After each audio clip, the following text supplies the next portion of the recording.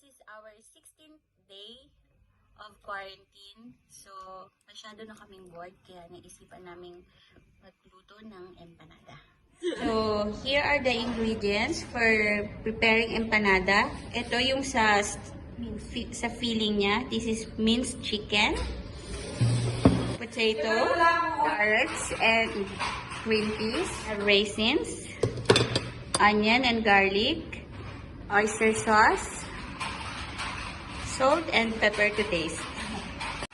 For the dough, we have 3 ingredients: the all-purpose flour, egg, and butter. First, we'll put oil.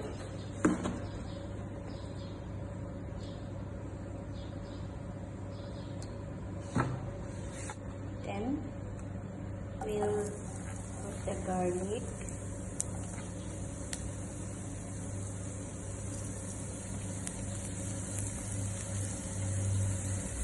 And then we will put the onion.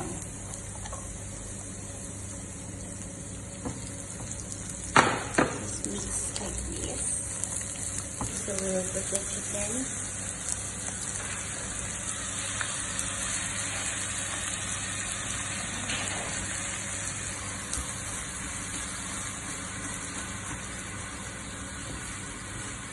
Mix it well until it gets brown. You can now add the potatoes.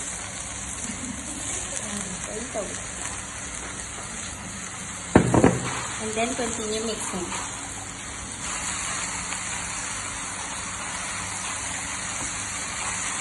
After 3 minutes, add na natin ang carrots and green peas. And then let's add the raisins.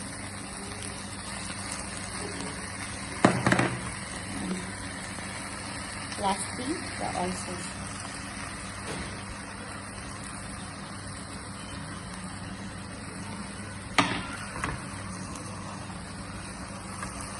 Mix lang natin siya. So, after 5 minutes of mixing, ready na ang ating filling.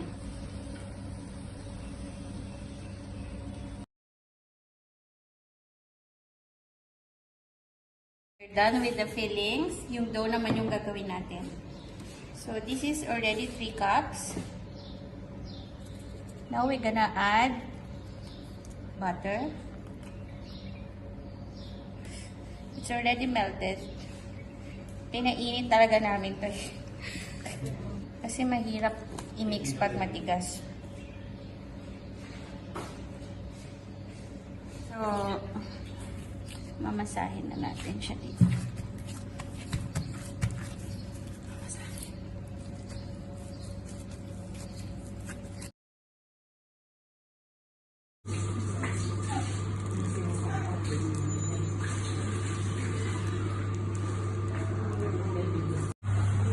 Okay, so lalagay na natin siya sa oven with 180 degrees temperature and let's wait for 20 minutes.